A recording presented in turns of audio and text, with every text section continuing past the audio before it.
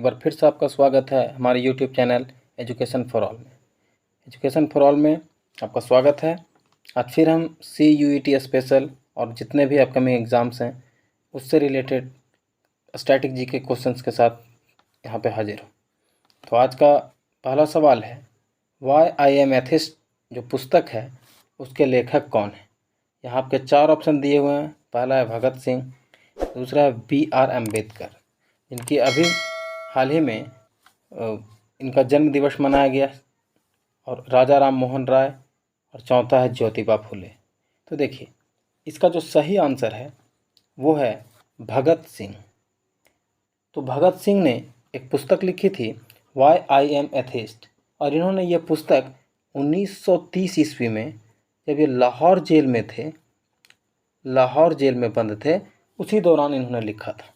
अच्छा, भगत सिंह को 23 मार्च 1931 को फांसी की सज़ा सुना दी गई थी और इन्हें फांसी दे दी गई थी। दूसरा ऑप्शन जो है हमारे पास वह BR अम्बेडकर। इन्होंने भी कुछ पुस्तकों को लिखा, जिनमें से इनकी महत्वपूर्ण पुस्तकें हैं वो हैं कास्ट इन इंडिया, और दूसरा है हु वर शूद्रास। तो इन्होंने भी 2 पुस्तकें लिखी, और इनको जो है भारत का संविधान निर्माता भी कहा जाता है। इन्होंने भारत के संविधान को बनाने में काफ़ी योगदान दिया। तीसरा यहाँ पे है राजा राम मोहन राय, जिनकी अगर हम बात करें तो इन्होंने भारत में सती प्रथा और जो बाल विवाह था, बाल विवाह, इसको ख़त्म करने में महत्वपूर्ण योगदान दिया। और जो ज्योतिबा फुले हैं उनकी भी एक पुस्तक थी गुलामगिरी।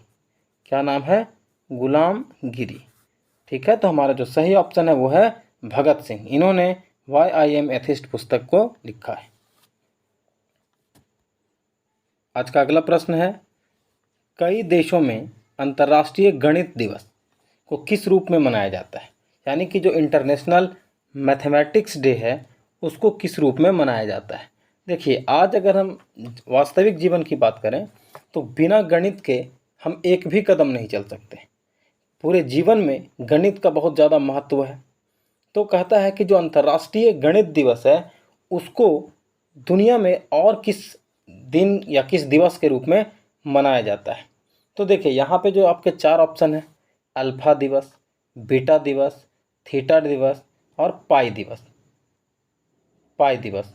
तो देखिए जो यहाँ पे इसका सही आंसर है वो आप यहाँ पे सिंबल देख रहे हैं, ये जो है पाई है।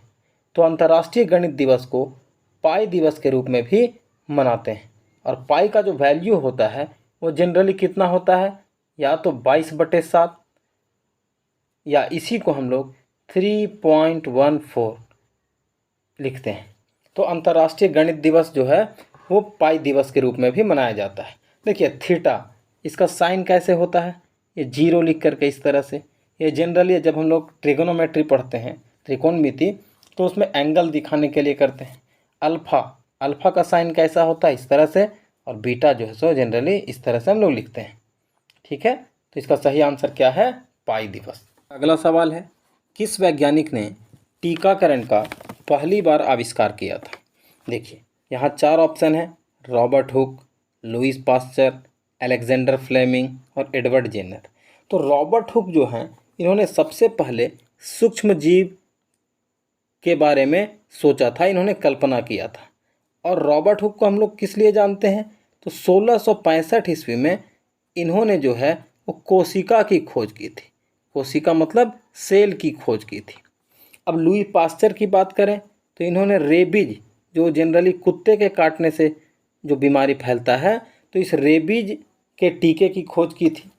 तीसरा अगर अलेक्जेंडर फ्लेमिंग की बात करें तो इन्होंने 1928 ईस्वी में 1928 में इन्होंने पेनिसिलिन की खोज की थी। किसकी खोज की थी, पेनिसिलिन की। और जो चौथा ऑप्शन है वही हमारा सही आंसर है, एडवर्ड जेनर।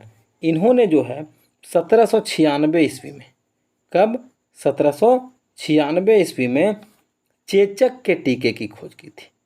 किसका, तो चेचक के टीके की खोज। और यही जो सामने दिख रहे हैं यही जो हैं एडवर्ड जेनर है।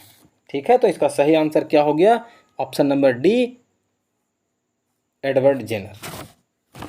अगला सवाल है, भारत का पहला परमाणु ऊर्जा स्टेशन कौन है? देखिए यहाँ भी 4 ऑप्शन है।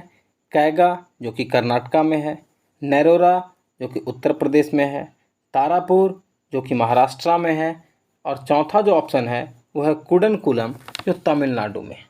तो देखिए ये जो है इसका जो सही आंसर है वो होगा आपका तारापुर जो महाराष्ट्र में है। चलिए अब इसके बारे में कुछ बात करते हैं। ये जो है 28 अक्टूबर 1969 को अपना कार्य करना शुरू किया था और वर्तमान में जो है ये महाराष्ट्र में है। अच्छा, अगर ये पूछेगा कि ठीक है 28 अक्टूबर 1969 को ये जो है सो कार्य करना शुरू किया, लेकिन ये जो संयंत्र है वो किसके मदद से लगाया गया था? क्या भारत ने खुद लगाया था या किसी अन्य देश की मदद ली थी? तो कहता है कि ये जो है अमेरिका, जिसको हम लोग यूएसए कहते हैं, अमेरिका के सहयोग से ये चलाया जा रहा है।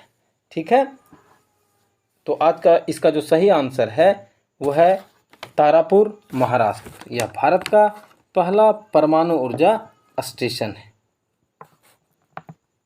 अगला सवाल है, भारत में लंबे समय तक सेवा देने वाले दूसरे प्रधानमंत्री कौन है? देखिए यहाँ आपसे पूछा गया है दूसरे प्रधानमंत्री के बारे में, पहले नहीं पूछा गया है। तो अगर पहला पूछा जाता तो सबसे ज़्यादा समय तक जो देश के प्रधानमंत्री रहे हैं वो हैं पंडित जवाहरलाल नेहरू। ये कुल मिलाकर के 16 वर्ष से भी ज़्यादा समय तक, यानी 16 वर्ष 286 दिन तक ये देश के प्रधानमंत्री रहे। दूसरे नंबर का जो ऑप्शन है वो है इंदिरा गांधी। ये जो है सो 2 बार प्रधानमंत्री बनी थी।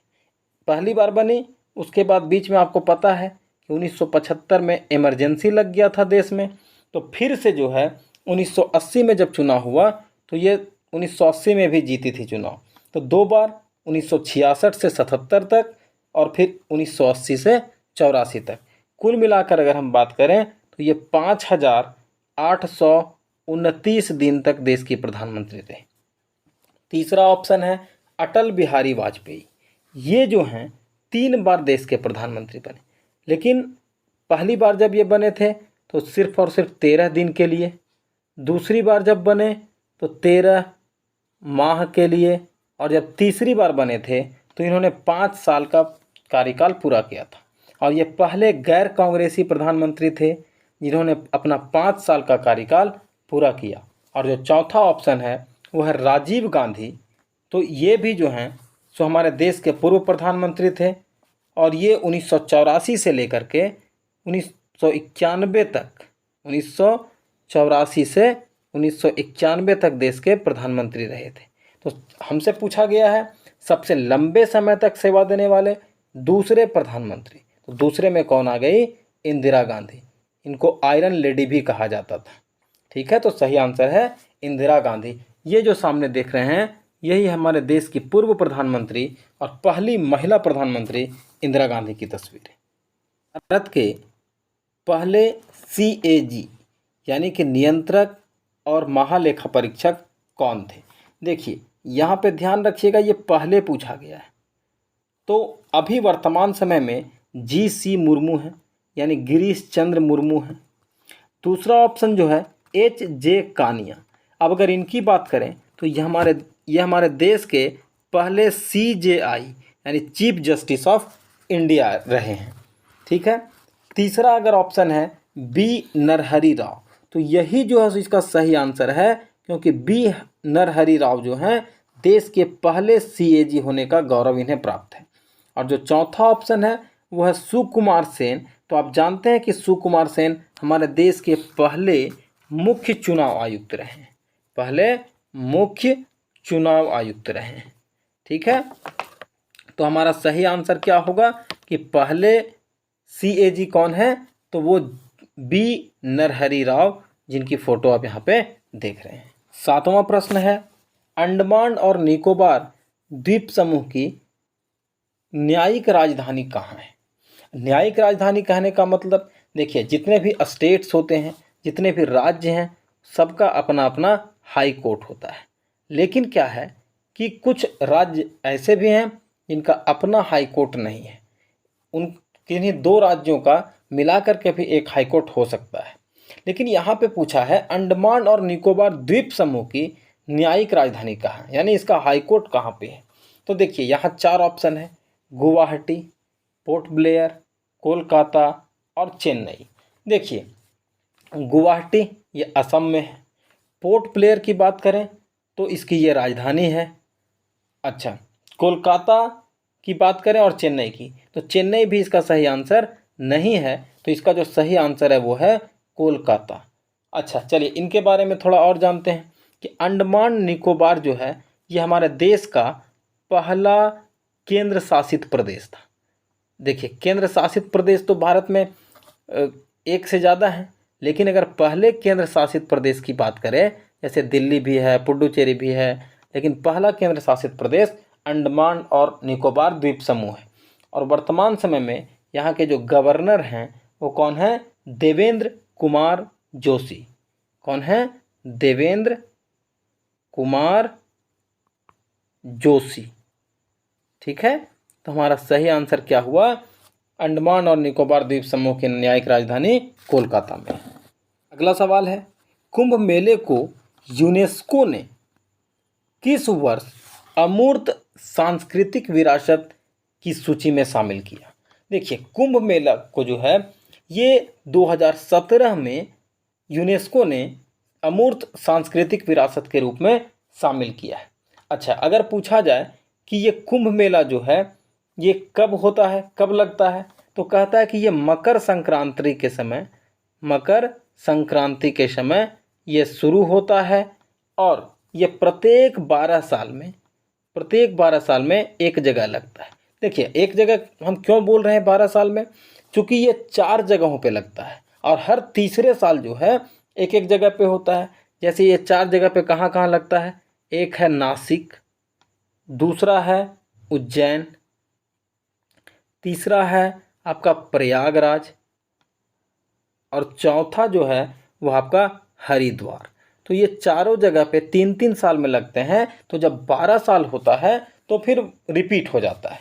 तो इसीलिए हम कहेंगे कि एक जगह, अगर जैसे मान लिया नासिक में तो पहला लगा, फिर 3 साल के बाद फिर 3 साल, फिर 3 साल, फिर अगला जो 3 साल आएगा, यानी कि 3 गुने 4 12 साल पे एक जगह पे आता है।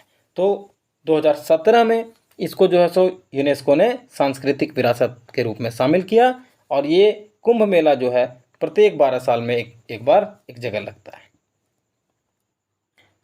अगला सवाल है आज का, बल का CGS मात्रक। देखिए आपसे SI मात्रक नहीं पूछा है। CGS का मतलब क्या होता है? Centigram second. क्या होता है? C for centi, G for gram और S फॉर सेकेंड। तो अगर आप कोई भी काम करते हैं तो बल लगाते हैं, यानी किसी चीज़ को धक्का देना, किसी चीज़ को अपनी ओर खींचना, वही बल होता है। तो बल का अगर हमसे पूछा जाता कि SI मात्रक क्या है, तो वो तो हम लोग सब कोई जानते हैं कि इसका SI मात्रक न्यूटन है। लेकिन आपसे पूछा है CGS मात्रक, तो इसके जो ऑप्शंस हैं उस पर हम बात करते हैं। तो पहला ऑप्शन है वाट। तो वाट जो है वो किसका है? शक्ति का, यानी कि पावर का। आप बल्ब वगैरह जब इस्तेमाल करते हैं तो आप देखते होंगे कि आजकल जो LED आया है वो 9 वाट का LED होता है या 19 वाट का, 20 वाट का LED होता है। तो ये W का मतलब होता है वाट। तो ये जो है शक्ति का SI यूनिट होता है वाट। अब दूसरा है अर्ग। तो अर्ग जो होता है ये भी SI यूनिट नहीं है, ये भी CGS यूनिट है। लेकिन किसका CGS यूनिट है? तो ये कार्य का CGS यूनिट है, यानी कि वर्क का CGS यूनिट है। अब तीसरा जो ऑप्शन है यहाँ पे डाइन। अब ये मत सोचिएगा घर गांव में जो बोलते हैं डाइन, वो डाइन है, ये है, वो है, तो वो नहीं, बल का CGS यूनिट हो गया डाइन, DYNE। ठीक है, तो बल का CGS यूनिट क्या है? डाइन। चलिए अगला सवाल है और आज का 10वां सवाल, भारत में तीसरा सबसे बड़ा नागरिक सम्मान कौन सा है? देखिए यहाँ पे 4 ऑप्शन दिए हुए हैं, पद्म विभूषण, दादा साहब फाल्के पुरस्कार, भारत रत्न और पद्म भूषण। तो देखिए दादा साहब फाल्के पुरस्कार की बात करें तो ये सिनेमा में, यानी कि फिल्म इंडस्ट्री का सबसे बड़ा पुरस्कार माना जाता है।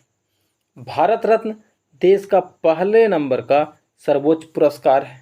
दूसरे नंबर की बात करें तो वह पद्म विभूषण, तो ये दूसरे नंबर का है। और तीसरा नंबर में क्या ऑप्शन बचा? ऑप्शन नंबर डी, ये जो है पद्म भूषण, ये देश का तीसरा नंबर का सर्वोच्च नागरिक पुरस्कार है। यहाँ पे देखिए, यहाँ पिक्चर दिया हुआ है कि पद्मश्री ये चौथे नंबर का है, पद्म विभूषण ये दूसरे नंबर का है, और पद्म भूषण ये तीसरे नंबर का है। तो ये तीसरा हो गया, ये दूसरा हो गया, और ये जो है सो चौथा हो गया। भारत रत्न जो है सो वो पहला है। तो इसका सही आंसर क्या है? पद्म भूषण, ये देश का तीसरा सर्वोच्च नागरिक सम्मान है। तो ऑप्शन नंबर डी इसका करेक्ट आंसर हुआ। आज का 11वां प्रश्न, विश्व उपभोक्ता अधिकार दिवस। उपभोक्ता अधिकार दिवस मतलब कंज्यूमर्स राइट डे। क्या है? कंज्यूमर। देखिए, हम लोग सब कोई जो हैं कहीं ना कहीं कंज्यूमर है। हम लोग हर चीज़ मार्केट से खरीदते हैं, लेकिन हमारा भी तो कुछ ना कुछ अधिकार होना चाहिए। जैसे पहले हम लोग किसी दुकान से कुछ सामान लेकर के आते थे, अब देखते थे कि उसमें घर आकर के पता चला कि एक्सपायरी डेट है। अब अगर हम दुकानदार के पास जाते तो वो कहता कि नहीं नहीं, हमारे पास से आप नहीं लिए हैं, या आप बिल दिखाइए, तो फिर एक समस्या हो जाता था। अब क्या है कि अगर आपने दुकानदार से सामान लिया, आपने उससे बिल लिया है, तो आप उसके खिलाफ जो है कंज्यूमर कोर्ट में शिकायत कर सकते हैं। तो कहता है कि सभी उपभोक्ता को जो भी सामान इस्तेमाल करते हैं उसके बदले में उनको एक अधिकार मिला हुआ है कि वो कंज्यूमर कोर्ट भी जा सकते हैं। तो विश्व उपभोक्ता अधिकार दिवस की बात करें तो ये कब मनाया जाता है? तो ये जो है 15 मार्च को मनाया जाता है। ठीक है। अच्छा, सबसे पहली बार इसको कब मनाया गया था? सबसे पहली बार 1983 में विश्व उपभोक्ता अधिकार दिवस मनाया गया था। अच्छा, इसकी थीम 2022 की क्या है? तो इसकी थीम थी फेयर डिजिटल फाइनेंस, यानी कि फेयर डिजिटल फाइनेंस। ठीक है। तो इसका सही आंसर क्या हुआ? 15 मार्च को विश्व उपभोक्ता दिवस मनाया जाता है। आज का अगला सवाल है पीवी सिंधु। यहाँ पे आप पिक्चर में देख सकते हैं, यही है वो पीवी सिंधु। तो इनका पूरा नाम क्या है? आप लोग को जनरली याद है पीवी सिंधु, इन्होंने अभी हाल ही में अगर टोक्यो ओलंपिक की बात करें तो अच्छा प्रदर्शन किया और उन्होंने वहाँ भी मेडल जीता। उससे पहले 2016 में जो है वो रियो ओलंपिक की बात करें तो वहाँ इन्होंने सिल्वर मेडल जीता था। ठीक है। तो इनका पूरा नाम क्या है? पहला ऑप्शन है पुसरला वेंकट सिंधु, दूसरा है प्रतिभा वेंकट सिंधु, तीसरा है प्रियंका वेंकट सिंधु, और चौथा है प्रीति वेंकट सिंधु। तो पीवी सिंधु का जो सही नाम है, पूरा नाम है, वो है पुसरला वेंकट सिंधु। तो ये हमारा ऑप्शन नंबर 1 सही आंसर है। आज का अगला प्रश्न है अभिज्ञान शकुंतलम के लेखक कौन है? देखिए, यहाँ 4 ऑप्शन है, तुलसीदास, विष्णुदत्त शर्मा, सूरदास और कालिदास। देखिए, अगर हम बात करें तुलसीदास की तो इनकी जो प्रमुख रचनाएं हैं उसमें गीतावली, फिर आपने रामायण देखा तो रामायण जो है यानी कि रामचरितमानस ये भी इनकी प्रमुख रचना है। दूसरा ऑप्शन है विष्णुदत्त शर्मा, तो इनकी जो प्रमुख रचना है वह है पंचतंत्र। क्या है? पंचतंत्र। तीसरा है सूरदास, तो इन्होंने सूरसागर, सूरसारावली ये सब पुस्तकें लिखी है। और चौथा जो है वह है कालिदास। तो ये जो है इसका सही आंसर है कि अभिज्ञान शकुंतलम के लेखक कालिदास हैं। ठीक है। अच्छा, इन्होंने इसको कब लिखा था? तो अभी से लगभग 2500 साल पहले। कितना साल पहले? 2500 साल पहले इसको लिखा था। ठीक है। तो इसका सही आंसर है कालिदास। आज का अगला सवाल है एस.एच. शर्मा। देखिए, ये जो तस्वीर देख रहे हैं ये उन्हीं की है, एस.एच. शर्मा की। इनका जनवरी 2022 में निधन हो गया। तो आपसे पूछा जा रहा है कि वे किस क्षेत्र के थे? क्या वो दवा के क्षेत्र के थे यानी मेडिसिन से संबंध रखते थे, रक्षा यानी डिफेंस से, अभिनय यानी कि फिल्म इंडस्ट्री से था, या यह एक क्रिकेटर थे। तो आप इनका फ़ोटो देख कर कहीं आपको समझ में आ रहा होगा कि ये ना तो क्रिकेट की दुनिया से थे, ना मेडिसिन से थे, ना अभिनय की दुनिया से थे। इनका जो संबंध था वो था रक्षा के क्षेत्र से। अच्छा, इनका जो देहांत हो गया, इनका जो निधन हुआ, फिर ये चर्चा में क्यों है? तो कहता है कि 1971 का जो वॉर हुआ था भारत और पाकिस्तान के बीच में, कब का? 1971 का। तो उस समय ये युद्ध के समय नौसेना के वाइस एडमिरल थे। क्या थे? Vice admiral. तो अभी इनका हाल ही में देहांत हो गया, तो इनका संबंध रक्षा क्षेत्र से था। आखिरी सवाल है, भारत में जनगणना के लिए कौन सा मंत्रालय जिम्मेवार है? देखिए, यहाँ 4 ऑप्शंस हैं। शिक्षा मंत्री तो होंगे ही नहीं, क्योंकि एक यहाँ मंत्रालय की बात की गई है। दूसरा ऑप्शन है बाल एवं महिला विकास सशक्तिकरण मंत्रालय। तो देखिए, जब जनगणना की जा रही है तो यहाँ बाल और महिला विकास सशक्तिकरण की कोई बात ही नहीं है। तीसरा है गृह मंत्रालय और चौथा है आवास एवं शहरी मंत्रालय। तो देखिए, यहाँ जनगणना की बात की जा रही है, ना कि आवास की। तो ये भी ऑप्शन सही नहीं होगा। ये बाल और महिला सशक्तिकरण मंत्रालय भी नहीं होगा। शिक्षा मंत्री तो हो ही नहीं सकता है, क्योंकि यहाँ मंत्रालय पूछा है, किसी मंत्री का नाम नहीं पूछा है। तो इसका जो सही ऑप्शन होगा वो है गृह मंत्रालय, यानी कि होम मिनिस्ट्री। अब चलिए बात करते हैं कि अभी जो है वर्तमान में देश के शिक्षा मंत्री कौन है? तो ये हैं धर्मेंद्र प्रधान। ठीक है, धर्मेंद्र प्रधान। दूसरा है बाल और महिला सशक्तिकरण मंत्रालय किनके पास है? तो इनको भी आप अच्छा से जानते हैं, अमेठी से ये अभी सांसद हैं, राहुल गांधी को हरा करके ये सांसद बनी हैं, और इनका नाम है स्मृति जुबिन ईरानी। तो इसका सही ऑप्शन क्या है? स्मृति ईरानी, मतलब बाल और महिला सशक्तिकरण मंत्रालय का। गृह मंत्रालय किनके पास है? तो ये है अमित शाह के पास, जिनको बीजेपी में चाणक्य बोला जाता है, और ये अभी देश के गृह मंत्री हैं। और आवास एवं शहरी मंत्रालय किनके पास है? तो ये है हरदीप सिंह पुरी। आवास एवं शहरी मंत्रालय किनके पास है? तो ये है हरदीप सिंह पुरी, हरदीप सिंह पुरी। ठीक है, तो हमसे पूछा गया था जनगणना के लिए कौन सा मंत्रालय जिम्मेदार है? तो वो है गृह मंत्रालय। तो आज का सेशन यहीं पे समाप्त होता है। फिर हम मिलेंगे एक नए वीडियो के साथ अगले दिन। तब तक के लिए धन्यवाद।